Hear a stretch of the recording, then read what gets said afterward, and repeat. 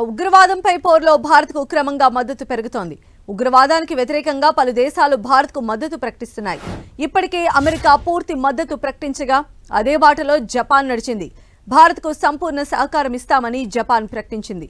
అటు బ్రిటన్ సైతం ఈ సమయంలో ఇరు దేశాలు సంయమనం పాటించాలని సూచించింది. ఉగ్రవాదానికి వ్యతిరేకంగా తాము భారత్ పక్షాన నిలబడతామని అగ్రరాజ్యం పేర్కొంది.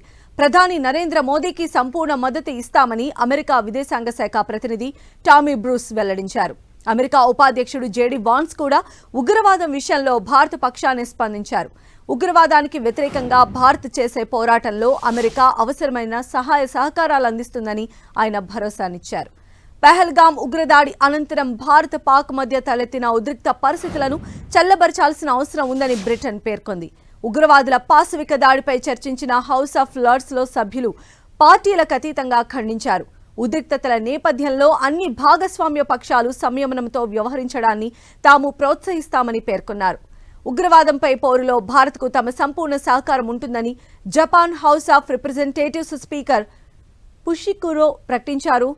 పహల్గామ్ ఉగ్రదాడిని ఖండించారు. భారత పర్యటనకు వచ్చిన ఆయన లోక్సభ స్పీకర్ ఓం బిర్లాతో చర్చలు జరిపారు. ఈ సందర్భంగా ఉగ్రవాద నిర్మూలనలో భారత్కు తమ సంఘీభావం తెలిపారు.